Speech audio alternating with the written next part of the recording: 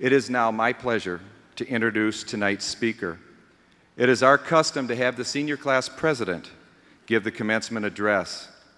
Our speaker tonight is Miss Ji-Hyun Jung, daughter of Jung and Jung Lee.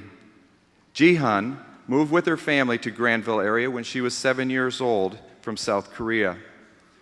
Ji-Hyun began at West Elementary in the first grade without any previous exposure to the English language or culture.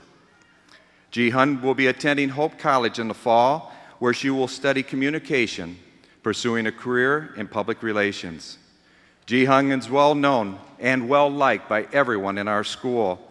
Her outgoing personality is surpassed only by her leadership skills. She will be truly missed as a leader in our school.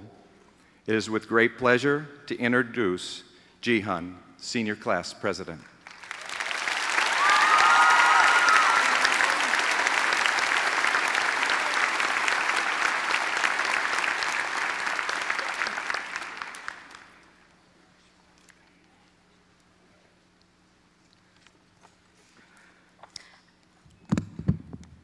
Thank you, Dr. Morris. And before I begin, I would just like to extend my gratitude on behalf of our class to the administration, teachers, honored guests, and most certainly our parents for making all of what tonight stands for possible. We can only hope to be able to serve you as well in the future.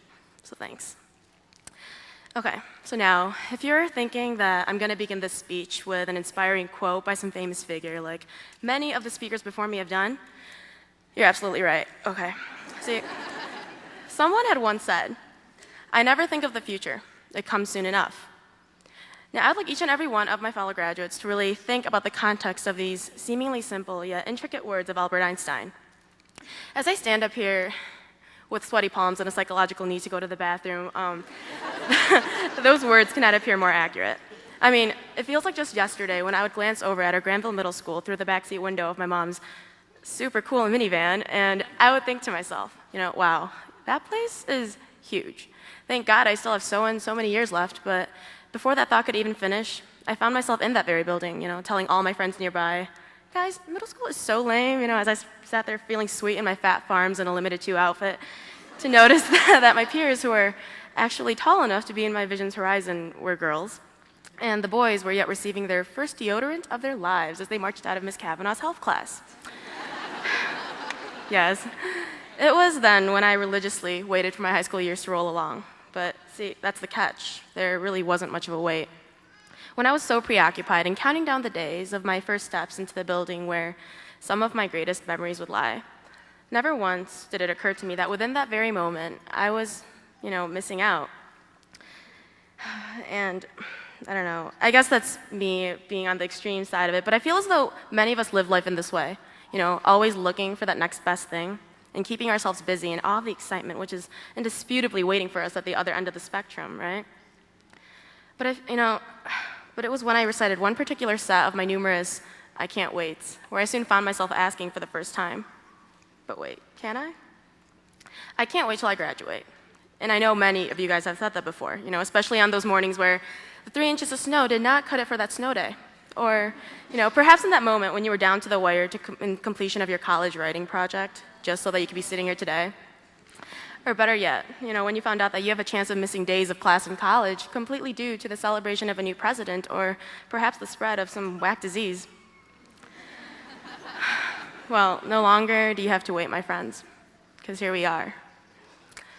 And as I sat before my computer, puzzled as to what to say next, I realized that the emotions which were within me were not something I could simply form into verbal interpretation, no matter how many hours I sat there and struggled for. And being the kind of person that I am, this bothered me like none other. I mean, I'd like to consider myself a rather communicative person. That is, in fact, what I'd like to major in, but to be told, to sum up, and elucidate what the time spent here meant to me and to our class. I mean, I can't even begin to express just how blind I was to the world prior to these past few years. And what about the experiences? Don't they mean something too? Regardless of good or bad, these experiences are now what we have to claim as our stepping stone for what is to come next. And that's kind of a scary thought. For some it's college, and for others it could be a career or, American Idol, I don't know. But whatever it may be, it's sure to be better due to what we've shared here. And, of course, the lessons, how can you forget? I mean, you can interpret this as you please, whether the lessons are emotional, from understanding how to react in certain circumstances, such as the day we grieved at the loss of a beloved classmate, or when we found the ultimate need to confide in one another when our world just didn't seem to spin as effortlessly as it had once done before. To the actual lessons we were privileged enough to receive in class, and though it is certain that not all of us may recall how many protons calcium might be composed of, except maybe Kara Myers, because she's super smart, and surely the exact words of the Great Gatsby, it might fade within our memory. All the little things that occurred within the unnoticed seconds will indirectly guide us in our future endeavors. That little life story your global issues teacher once told. It may ultimately resolve your own global issue someday. All those days of watching Mr. Randall pounce on my desk in excitement for biology, it will soon get me wondering what I'm passionate about, enough to tackle those inanimate objects.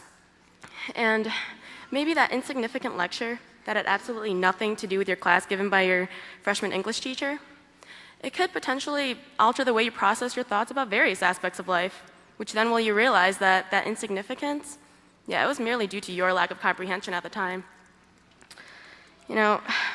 So before it's too late, before we blink just once more and open our eyes to realize that we've already stepped into the next chapter of our own separate goings, I would like to invite all of you to take note of the fact that in this very moment, as we are yet sitting amongst the ones we've shared crayons with, ate lunches with, laughed with, hung around with, and grown with, that this is a time to embrace.